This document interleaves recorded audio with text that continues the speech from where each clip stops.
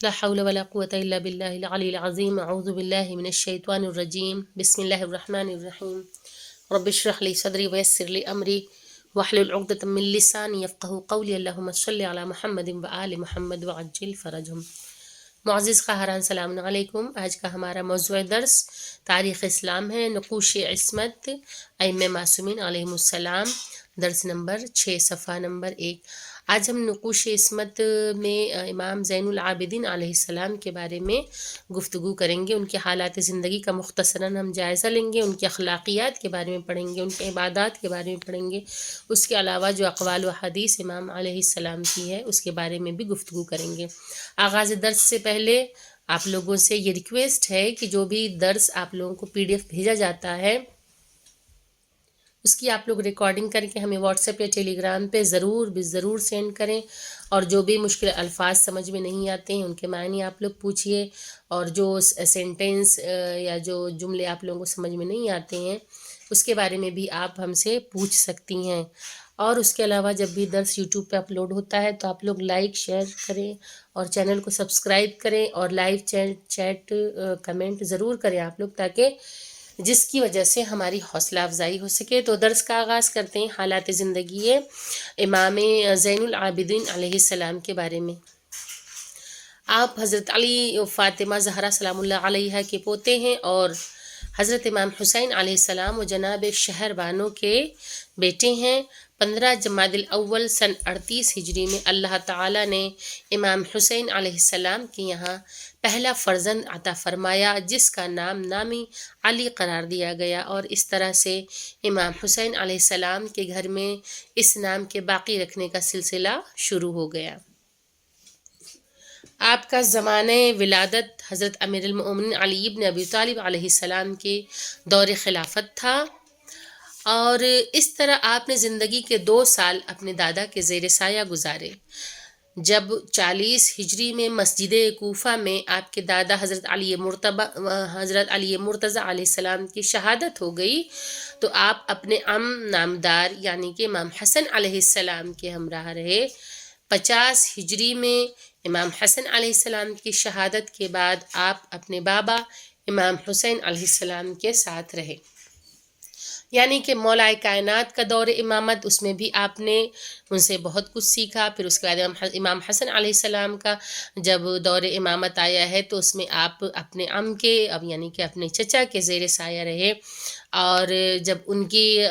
رحلت ہو گئی ہے، جب ان کی شہادت ہو گئی ہے تو اس کے بعد امام حسین علیہ السلام جب منصب امامت پہ فائز ہوئے ہیں تو آپ اپنے بابا امام حسین علیہ السلام کے ساتھ رہے، اور 10 محرم سن 60 ہجری میں امام حسین علیہ السلام کی شہادت کے بعد سے آپ کا اپنا دور قیادت و امامت شروع ہوا، کہ جب امام حسین علیہ السلام شہید ہو گئے تو اس کے بعد امامت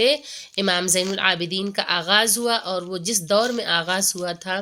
وہ دور نہایت ہی خوفناک دور تھا وہ، کہ جب دور امام مشہور امام کا کہ ایک طرف اتنی مصیبتیں، اتنی اذیتیں، اتنی تکلیفیں برداشت کرنا،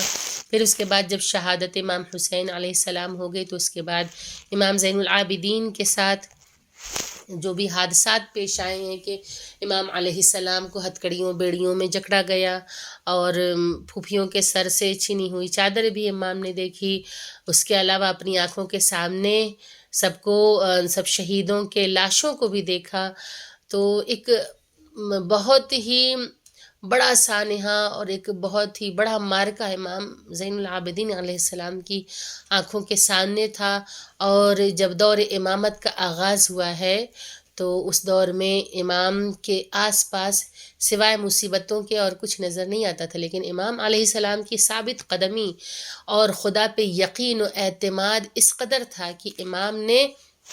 کبھی بھی اپنے بیڑی پہنے ہوئے پیروں کی طرف نہیں دیکھا، یا ہاتھوں میں ہتکڑی نہیں دیکھی، گلے میں طوق تھا،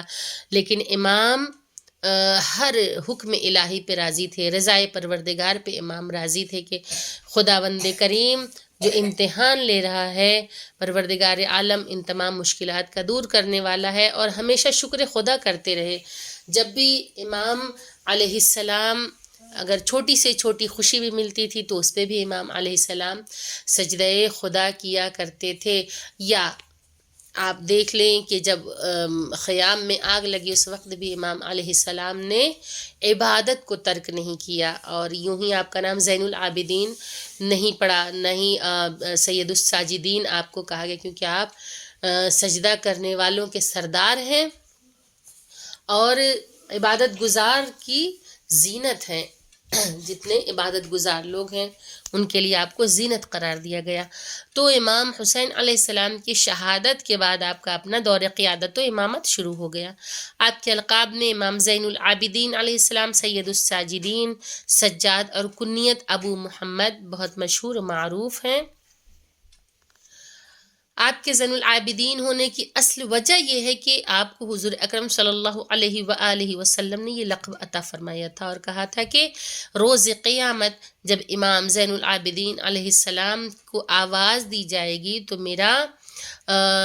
میرا ایک فرزند علی ابن الحسین لبیک کہتا ہوا بارگاہ الہی میں حاضر ہوگا۔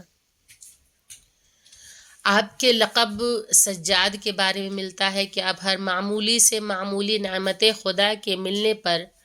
مصیبت کے دفع ہونے یا مومنین کے درمیان اصلاح ہو جانے پر شکر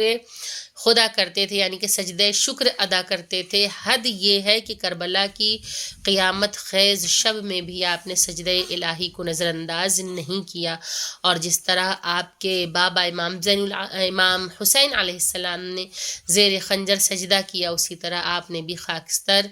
گرم زمین کربلا پہ سجدہ کیا، یعنی کہ چاہے وہ کیسے بھی حالات بنے ہوں، کیسا بھی ماحول رہا ہو، کیسی بھی مصیبت ہی کیوں نہ آئی ہو، امام علیہ السلام نے کبھی اپنے آپ کو عبادت سے دور نہیں کیا، کبھی سجدہ خداوندی میں غفلت نہیں برتی۔ امام زین العابدین علیہ السلام کی عبادت کے بارے میں اگر ہم گفتگو کریں تو آپ کی عبادت کائنات کی شہرا آفاق عبادت تھی، اور اسی بنا پر آپ کو زین العابدین کے لقب سے یاد کیا جاتا ہے، اور آپ اسی لقب سے قیامت میں بھی بلائے جائیں گے۔ آپ کی کیفیت یہ تھی کہ وضو کے وقت آپ کے چہرے کا رنگ بدل جاتا تھا کہ بارگاہ رب العالمین میں حاضری دینا ہے۔ خوف الہی کی کیفیت یہ تھی کہ نماز میں مصروف ہیں اور گھر میں آگ لگ گئی، لیکن آپ نے نماز کو مختصر نہیں کیا کہ نماز مختصر کر کے امام اٹھ جاتے، بلکہ فرمایا کہ میں جہنم کی آگ بجھانے میں مصروف تھا، مجھے یہاں کی آگ کی کوئی فکر نہیں ہے، اسے تو محلے والے بھی بجھا سکتے ہیں۔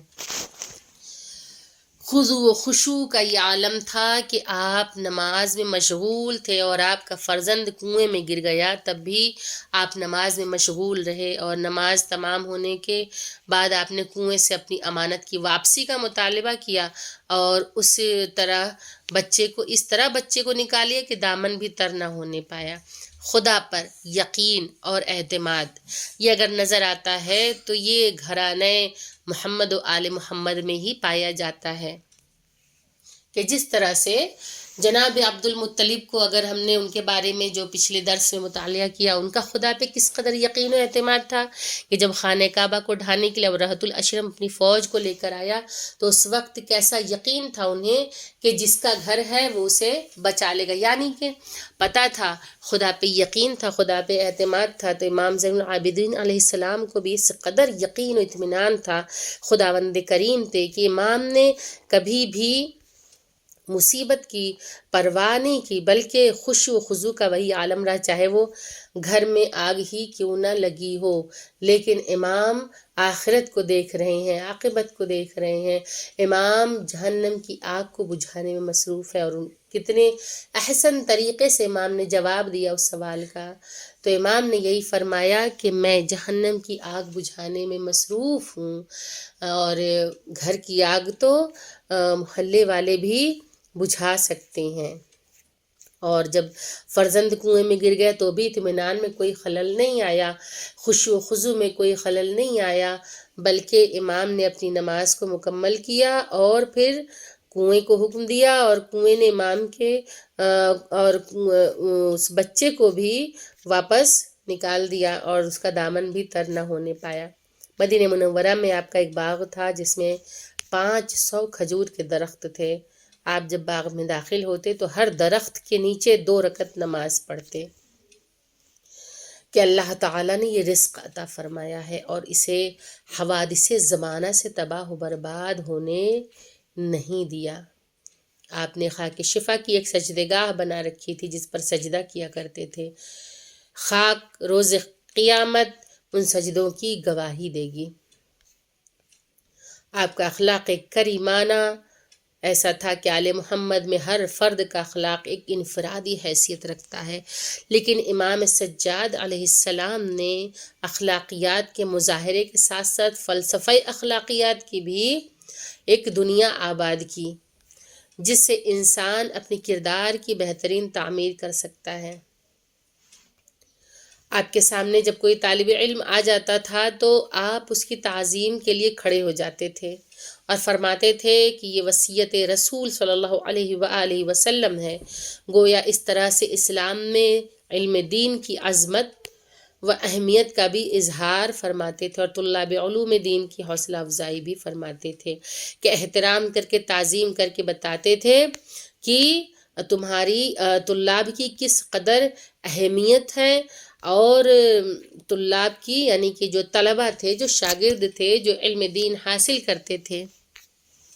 ان سب کی بھی حوصلہ افزائی کرتے تھے، انہیں موٹیویٹ کرتے رہتے تھے، انکریج کرتے تھے۔ آپ کے سامنے جب کوئی سائل آتا، کوئی فقیر آتا، تو کوئی اگر سوال لے کے آتا تو اس کا استقبال کرتے تھے اور فرماتے تھے کہ یہ وہ شخص ہے جو میرے مال کو دنیا سے آخرت تک پہنچا دیتا ہے، کیونکہ جب ہم راہ خدا میں ایک درہم بھی، اگر 1 روپیہ بھی ہم اگر صدقہ کرتے ہیں تو وہ ہماری آخرت کے لیے ذخیرہ ہوتا ہے، اور جب ہم سائل کو دیتے ہیں تو ظاہر سی بات ہے اگر راہ خدا میں کوئی مال صدقہ کر رہا ہے تو وہ اپنے سے بلاؤں کو دور کر رہا ہے۔ اور اس کے علاوہ امام نے کتنا اچھا جواب دیا، کتنا بہترین جملہ ارشاد فرمایا کہ یہ وہ شخص ہے جو میرے مال کو دنیا سے آخرت تک پہنچا دیتا ہے، کسی اجرت کا مطالبہ کیے بغیر، کہ وہ مال کو اسے پہنچانے کا، اس مال کو پہنچانے کا کام تو کر رہا ہے لیکن اپنے پہنچانے کی اجرت نہیں لے رہا ہے۔ آپ نے جس ناقہ پر 20 حج کیے تھے اسے بھی کبھی بھی ایک تازیانہ نہیں لگایا، کہ جس جانور پہ سواری کرتے تھے امام، جس ناقے پہ سوار ہو کے حج کیا کرتے تھے، 20 حج کیے تھے امام نے، اور ان 20 حج میں کبھی بھی امام نے ایک تازیانہ بھی اسے نہیں لگایا، جس کا نتیجہ یہ ہوا کہ آپ کی شہادت کے بعد آپ کی قبر پر آپ کی ناقہ نے مسلسل 3 دن تک گریہ کر کے دنیا سے رخصت ہو گیا، کہ ایسے شفیق و مہربان کے بعد زندگی کا کوئی مزہ نہیں ہے، کہ ایک بے زبان جانور کو اس قدر امام سے محبت ہو گئی تھی کہ آپ کی رحلت کے بعد، آپ کی شہادت کے بعد وہ بھی زندہ نہیں رہ سکا۔ آپ کی وہ مادر گرامی جنہوں نے آپ کی تربیت فرمائی تھی، آپ ان کے ساتھ بیٹھ کر کھانا نوش نہیں کرتے تھے، اور جب کسی نے آپ سے پوچھا کہ تو آپ نے فرمایا کہ میں نہیں چاہتا کہ انہیں میری وجہ سے کسی چیز کے کھانے میں تکلف ہو، یا وہ کسی چیز کو پسند کرتی ہوں اور مجھ پر سبقت نہ کرنا چاہتی ہوں اور میں سبقت کر دوں، کہ اگر انہیں کوئی چیز پسند ہے لیکن اگر میں موجود ہوں تو وہ اس چیز کو اس لیے نہیں اٹھائیں گی تاکہ میں اسے کھاؤں، اور میں یہ نہیں چاہتا کہ میں کسی چیز میں ان سے سبقت کر دوں، یعنی جو چیز انہیں پسند ہو ان سے پہلے میں اٹھا کر کھا لوں، لہٰذا وہ ساتھ میں بیٹھ کر ان کے کھانا نہیں کھاتے تھے، ان کا اس قدر احترام کرتے تھے۔ آپ علیہ السلام کی احادیث مبارکہ میں سے چند حاضر خدمت ہے کہ امام سجاد علیہ السلام نے ارشاد فرمایا کہ خبردار گناہ گاروں کی صحبت نہ اختیار کرنا، اور نہ ظالموں کی مدد کرو، اور نہ بدکاروں کا پڑوسی بنو، کہ اگر انسان گناہ گاروں کی صحبت اختیار کرے گا تو گناہ گار اسے اپنے جیسا بنا دے گا اور اسے گناہوں کی طرف کھینچ کر لے جائے گا، گناہوں میں رغبت دلائے گا۔ پھر فرمایا نہ ظالموں کی مدد کرو، اگر ظالم کی کسی نے مدد کی تو وہ ظلم کرنے والے میں شمار ہوگا، تو امام نے کہا کہ کسی ظالم کی مدد نہ کرو۔ اور نہ بدکاروں کا پڑوسی بنو، کہ جو بدکار لوگ ہیں، جو برے لوگ ہیں، ان کا پڑوسی بھی نہ بنو۔ پرہیز کرو برے لوگوں کا پڑوسی بننے میں بھی، کیونکہ اس کے اثرات بہت ہی بدترین نمایاں ہوتے ہیں۔ ان کے فتنوں سے بچو، ان کی قربت سے دور رہو، ان کے ساتھ مت رہو، ان کے فتنوں سے دور رہو، ان کی قرابت داری اختیار مت کرو، ان کے قریب مت جاؤ۔ یہ جان لو کہ جو خاصان خدا کی مخالفت کرے گا اور دین خدا کے علاوہ کسی دین کی پیروی کرے گا، اسے اپنے امور میں اپنی رائے کو مستقل سمجھے گا، اپنے کاموں میں اپنی رائے کو وہ اہمیت دے رہا ہے، اور ولی خدا کے امر کو اہمیت نہ دے گا، وہ ایسی بھڑکتی ہوئی آگ میں ڈالا جائے گا جو ان بدنوں کو کھا لیتی ہے جن پر ان کی بدبختی غالب ہوتی ہے۔ اللہ اکبر۔ امام سجاد علیہ السلام نے ارشاد فرمایا کہ اللہ تعالیٰ کی بارگاہ میں 2 قطروں کی بہت اہمیت ہے، ان کے علاوہ کوئی قطرہ محبوب نہیں ہے۔ ایک وہ خون کا قطرہ جو راہ خدا میں گرے، اور دوسرا وہ آنسو کا قطرہ جو رات کی تاریکی میں بندے سے صرف اور صرف اللہ تعالیٰ کے لیے گرے، کہ جب بندہ رات کی تاریکی میں گریا کرتا ہے، خدا سے بہت ہی زیادہ قریب ہوتا ہے۔ پروردگار عالم کو یہ قطرہ بہت ہی زیادہ پسند ہے، یہ آنسوؤں کا قطرہ کہ جو شب کی تاریکی میں ایک بندے کی آنکھوں سے جاری ہو۔ امام سجاد علیہ السلام نے ارشاد فرمایا کہ 3 چیزیں مومن کو نجات دینے والی ہیں۔ ان لوگوں کے بارے میں اپنی زبان کو روکنا، یعنی کہ غیبت، ایک یہ ہے کہ لوگوں کے بارے میں اپنی زبان کو روکنا، یعنی کہ غیبت نہ کرنا، کہ اگر کسی کے اندر کوئی عیب موجود ہے تو اس کی عیب جوئی کرنا، اس کے ڈھکے چھپے ہوئے رازوں کو بالکل عیاں کر دینا سب کے سامنے۔ ان تمام چیزوں کی سختی سے ممانعت کی گئی ہے۔ دوسرے ایسے کام کرنا جو اس کے لیے دنیا و آخرت میں مفید ہوں، کہ ایسے امور کو انجام دے کہ جو دنیا میں بھی اس کی زندگی کو سنوار دے اور آخرت میں بھی اس کے لیے فائدہ بخش ہوں۔ تیسرے، اپنے گناہوں پر بہت رونا، کہ اگر کوئی گناہ سرزد ہو جاتا ہے تو اپنے گناہوں پہ انسان روئے اور اس پہ پشیمان ہو، خداوند کریم سے توبہ و استغفار کرے۔ امام سجاد علیہ السلام نے ارشاد فرمایا کہ 3 چیز جس مومن میں ہوگی وہ اللہ تعالیٰ کی حمایت میں ہوگا، اور قیامت میں اللہ اس کو اپنے عرش کے زیر سایہ جگہ دے گا، اور قیامت کے خوف سے امن میں رہے گا۔ جن میں سے پہلی چیز یہ ہے کہ جن چیزوں کی تم لوگوں سے خواہش رکھتے ہو، مثلا وہ تمہارا احترام کریں، وہی چیز تم ان کو پیش کرو۔ کہ اگر تمہارے اندر یہ خواہش ہے کہ لوگ تمہیں عزت دیں، تمہارا احترام کریں، تو تم پر بھی یہ لازم ہے کہ پہلے تم ان کا احترام کرو۔ جب تم ان کا احترام کرو گے تو ظاہر سی بات ہے وہ بھی تمہارا احترام کریں گے۔ تو جو چیز تم اپنے لیے جس کے خواہش مند ہو، وہی چیز تم دوسروں کے لیے بھی کرو۔ جب تک یہ نہ معلوم ہو، جو دوسرا پوائنٹ ہے، امام فرماتے ہیں جب تک یہ نہ معلوم ہو جائے کہ اللہ تعالیٰ کی اطاعت ہے یا معصیت، کہ ہم جو کام کرنے جا رہے ہیں اس میں ہم پروردگار کی اطاعت کریں گے یا پھر ہم گناہ کی طرف جا رہے ہیں، تو اس وقت تک کسی کام میں ہاتھ نہ لگاؤ۔ کہ جب تک تحقیق نہ کر لو کہ اس کام کی کرنے میں اطاعت خداوندی شامل ہے یا نہیں، یا اس کے کرنے سے ہم معصیت کی طرف تو نہیں جا رہے ہیں، تو کہہ رہے ہیں جب تک یہ پتہ نہ ہو اس کام میں ہاتھ مت لگاؤ۔ تیسرا پوائنٹ ہے کہ جب تک اپنے عیب دور نہ کر لو، دوسرے کی عیب جوئی نہ کرو، بلکہ اپنے عیوب کی طرف متوجہ رہو، کہ پہلے اپنے عیوب کو تلاش کرو کہ اپنے اندر کون سے عیوب پائے جاتے ہیں۔ جب اپنے عیبوں کو انسان دور کر لے تو دوسروں کی عیب جوئی کی طرف جب اپنے عیوب کو دور کرنے میں انسان لگ جائے گا تو دوسرے کے عیوب کی طرف متوجہ کیسے ہو پائے گا؟ کیونکہ خود اپنے اندر نہ جانے کتنے عیوب ہم رکھتے ہوئے بھی دوسروں کی غلطیوں کو پوائنٹ آؤٹ کرتے ہیں، دوسرے کے عیب کو دیکھتے ہیں اور اسے دنیا کے سامنے مشہور کرنے کی کوشش کرتے ہیں۔ حالانکہ امام کا یہ کہنا ہے کہ اپنی طرف نظر رکھو کہ ہمارے اندر کتنے عیب پائے جاتے ہیں، پہلے اپنے عیوب کو دور کرے انسان۔ پھر امام سجاد علیہ السلام نے ارشاد فرمایا کہ جو چیزیں دعا کے قبول نہ ہونے کا سبب بنتی ہیں وہ یہ ہیں: بدنیتی، یعنی کہ بری نیت کا ہونا، اور خبث باطنی یعنی اندر سے باطنی طور پہ خباثت کا ہونا، اس کے بعد برادر دینی کے ساتھ منافقت کرنا کہ کسی مسلمان بھائی سے، اپنے کسی برادر مومن کے ساتھ منافقت کرنا۔ منافقت یعنی کہ سامنے سے تو ہم بہت اچھے بن کے پیش ہو رہے ہیں، لیکن پیٹھ پیچھے ہم اسی کی جڑ کھودنے کی کوشش کریں کہ منہ پہ میٹھا بن جائیں اور ہم اس کے پیٹھ پیچھے کڑواہٹ کو اگلتے رہیں۔ تو ان سب چیزوں سے یعنی کہ منافقت سے دور رہنا چاہیے۔ اس کے بعد فرمایا قبولیت دعا پر یقین نہ رکھنا،